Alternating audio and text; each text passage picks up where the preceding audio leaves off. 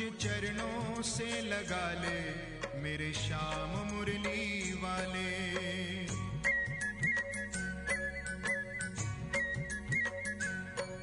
मुझे चरणों से लगा ले मेरे श्याम मुरली वाले।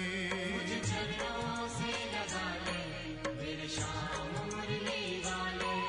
मेरी सांस सांस में तेरा, मेरी सांस सांस में तेरा है नाम मुरली वाले।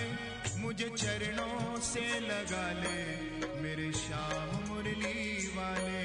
मुझे चरणों से लगा ले मेरे श्याम मुरली वाले।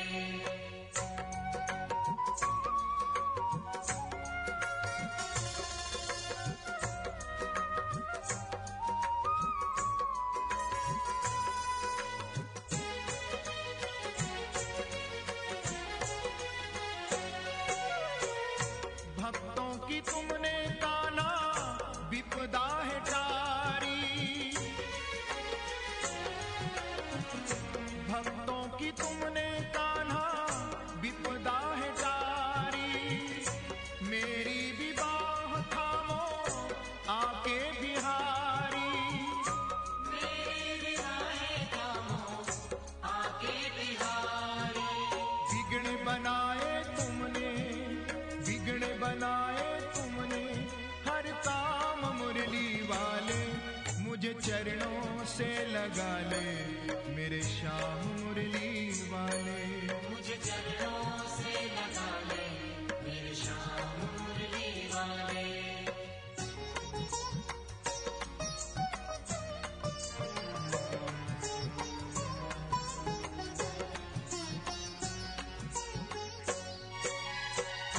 पतझड़ है मेरा जीवन बन के बहार आजा। पतझड़ है मेरा जीवन बन के बहार आजा। सुन ले पुकार कान्हा बस एक बार आजा। सुन ले पुकार कान्हा बस एक बार आजा। बेचैन मन के तुम ही, बेचैन मन के तुम ही आराम मुरली वाले। मुझे चरणों से लगा ले मेरे श्याम मुरली वाले। मुझे चरणों से लगा ले मेरे श्याम मुरली वाले।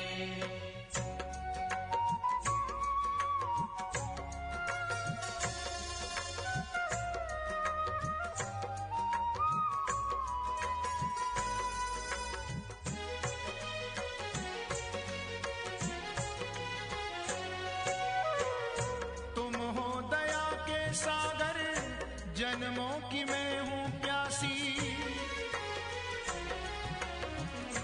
तुम हो दया के सागर, जन्मों की मैं हूँ प्यासी। दे दो जगह मुझे भी चरणों में बस जरा सी। दे दो जगह मुझे भी चरणों में बस जरा सी। सुबह तुम ही हो तुम ही, सुबह तुम ही हो तुम ही मेरी श्याम मुरली वाले। मुझे चरणों से लगा ले मेरे श्याम मुरली वाले। पूर्ण ब्रह्म परमात्मा अनादि ईश्वरादि श्री कृष्ण जी राम धनी श्री राज जी ने अपार अनुकंपा थी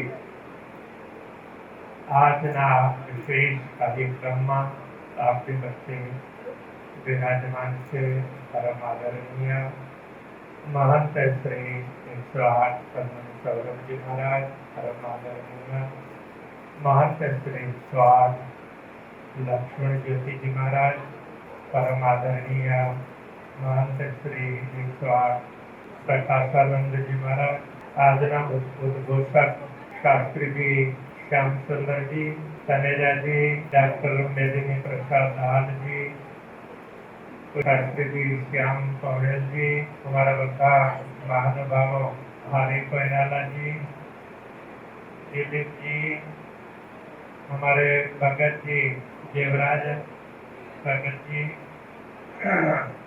मोयतना पुजारी जी, विकास जी, तब तो दिल्ली मोकलना पड़ता है। હા, મોદીજી સાથે રહેશે તો વધારે વિકાસ થશે ને.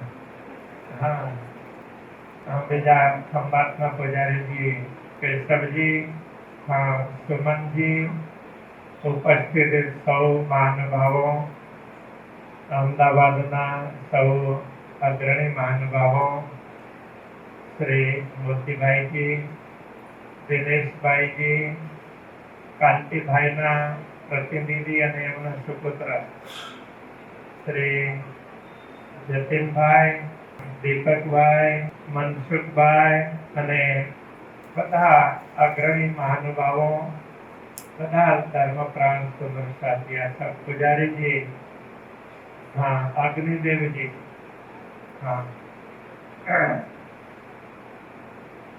Doctor A.K. પટેલજી, આજે આપણા સૌ માટે ખૂબ પ્રસન્નતાની વાત છે કે ઘણા દિવસથી અહીં અમદાવાદમાં કોણ સંભાળશે એવી ચર્ચા વિચારણાઓ પરસ્પર અહીંના અગ્રણીજનો અને સુંદર સાતમાં થતી હતી. અક્ષરાથી ધામધનીજીની અપાર અનુકંપાના હિસાબે જોકે મહંત હોય ને તો એક મહંત ઘણા સ્થાનોને સંભાળી શકે.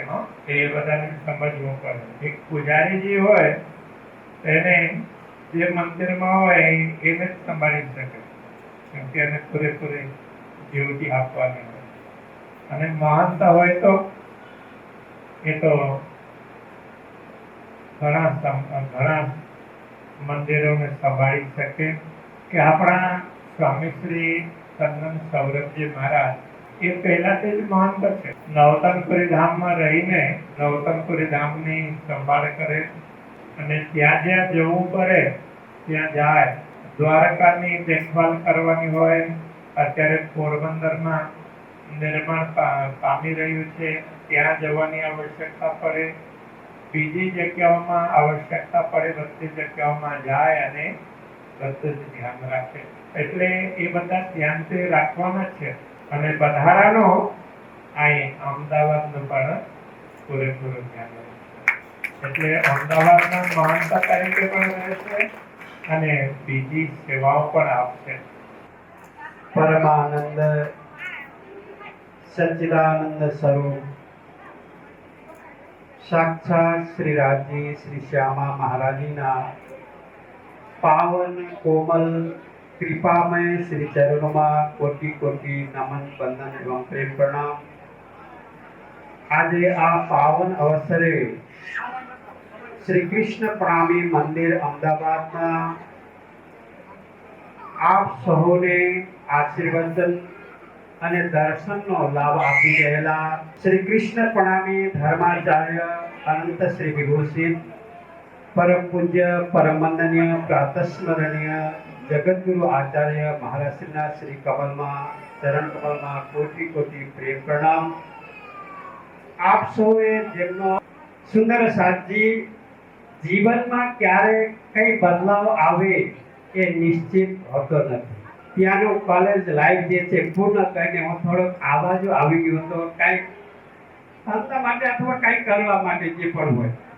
પણ રાજ્યની કૃપા, ધનીની મહેર એ આપણા હાથમાં નથી. એ મારા જીવનમાં મને એ ખબર પડી ગયો છે.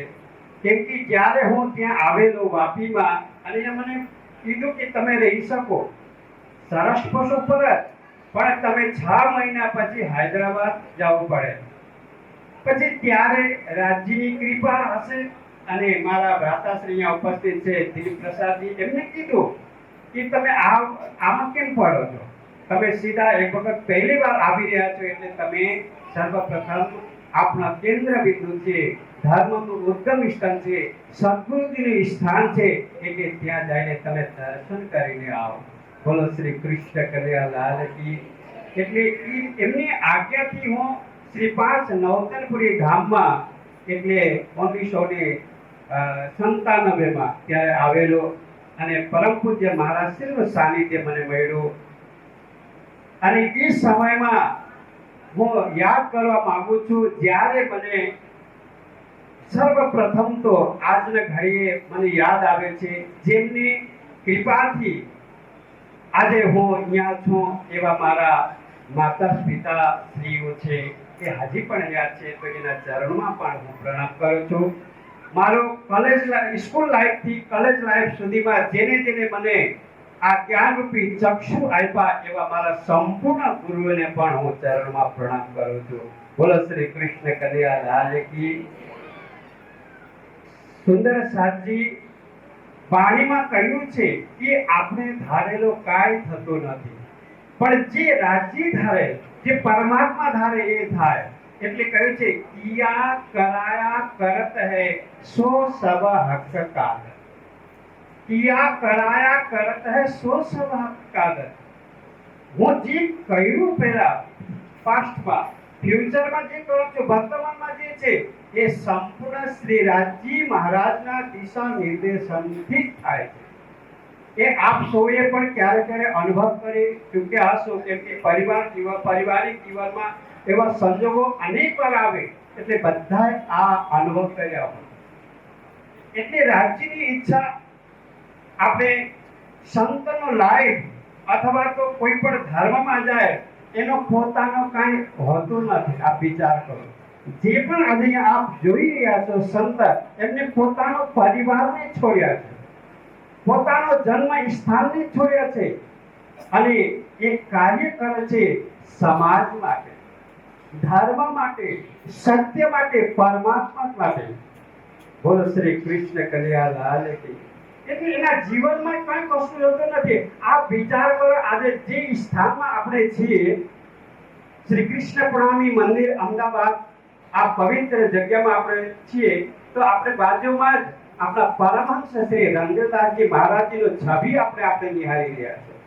અને આપ તો ભલે વાત એમની સાથે પરિચિત પણ હશો, કેમ કે દર્શન પણ કર્યા છો.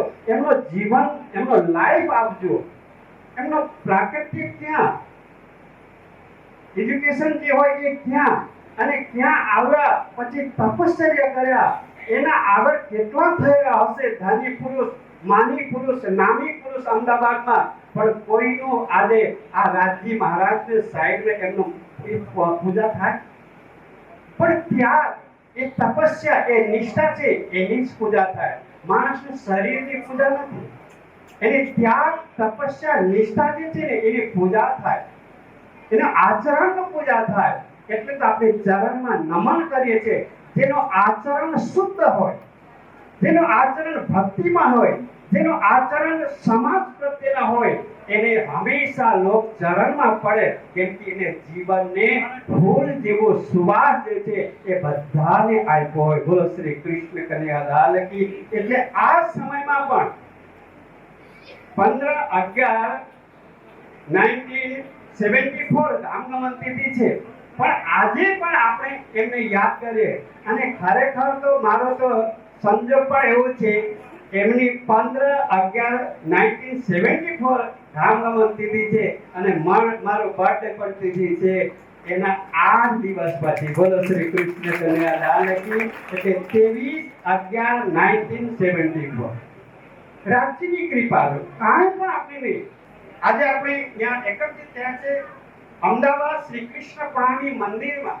આ વિચાર કરો, આ ભૂમિ ઉપર મહામતી શ્રી પ્રાણનાથજીની જ્યારે જાગરી યાત્રા થઈ રહી હતી, ત્યારે મહામતી પ્રાણનાથજી જ્યારે અહીંયાથી સુરત બાજુ પ્રસ્થાન કરે, અને ત્યારે પણ મહામતી પ્રાણનાથજી મહારાજના શ્રી ચરણ આ પવિત્ર ભૂમિ અમદાવાદને સ્પર્શ કર્યા છે.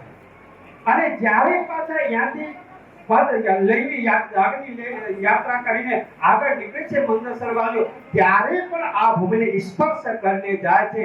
એટલે મહામતી પ્રાણનાથજીના ચરણ સ્પર્શ થયેલી આ પવિત્ર ધરા છે આ અમદાવાદ. બોલો શ્રી કૃષ્ણ કનૈયા લાલ. આપ સૌએ ત્યાં ઉપસ્થિત થઈને અને કેટલા સુંદર સાતો બહુ દૂર તક પણ આપ પધાર્યા છો, જેને આપ સૌએ આશીર્વાદ આપ્યા છો. પરોક્ષ રૂપે પણ કેટલા સુંદર સાદ ફોનથી પણ આપ્યા છે. એ બધાને આભાર માનીને જીવનમાં રાજ્યને અનેક પ્રકારે સેવા કરી શકું, મહારાષ્ટ્રના શ્રી ચરણમાં રહીને, મહારાષ્ટ્રના આજ્ઞામાં રહીને એમના દિશા નિર્દેશનને પાલન કરી શકું, એવી રાજજી મહારાજ કૃપા કરે.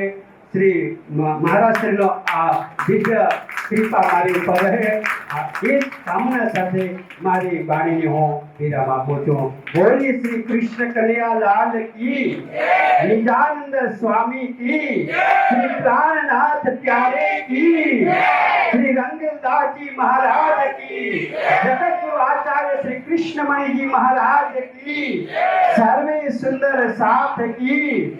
પ્રણામ.